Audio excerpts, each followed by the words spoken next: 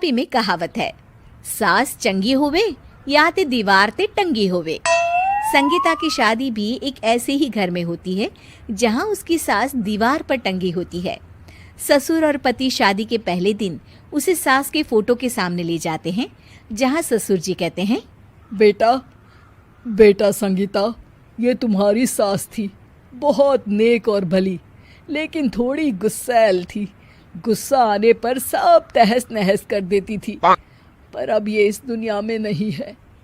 हाँ संगीता, माँ होती तो तुम इनकी कोई बात टाल नहीं सकती थी, वरना तो माँ घर में भूचाल ले आती। संगीता मन में खुश होती है कि अच्छा है कि ऐसी औरत अब इस घर में नहीं है, लेकिन दिखावे के लिए वो जैसे ही सास की फोटो के सामने हाथ जोड़कर खड़ी होती है, ये क्या? सास उसे देखकर मुस्कुराने लगी। संगीता आंखों को मलकर एक बार फिर से देखती है, लेकिन फिर सास के चेहरे का भाव, भंगिमा यानी एक्सप्रेशन बिल्कुल बदले होते हैं। वो अपने पति और ससुर को कहती है, माँ की तस्वीर तो स्माइल कर रही है। ना ना बेटी, ये कैसे संभव है? जरूर तुम्हें कोई गलती हुई होगी, ऐसा कैसे हो सकता है?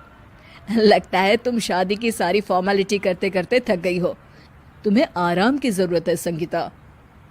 खैर, सारे संगीता की बात को इग्नोर कर कमरे में चले जाते हैं। वैसे सास की फोटो पर एक्सप्रेशन एक के बाद एक बदलते ही रहते हैं।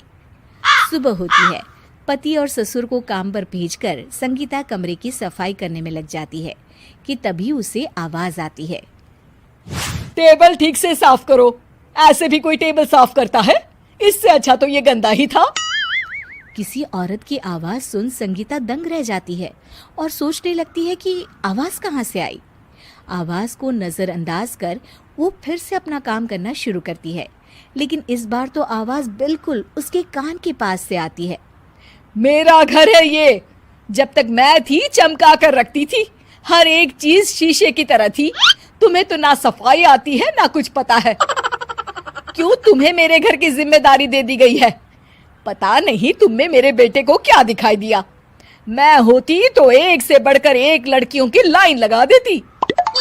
अब संगीता को समझने में देर नहीं लगी कि ये आवाज किसी और की नहीं बल्कि उसकी सास की है, जो दीवार पर टंगी है। वो उसके पास जाती है और कहती है, नमस्ते सासू माँ, मुझे तो कल ही लग रहा था कि दीवार में कुछ काला है। वो दीवार नहीं, दाल होती है पगली।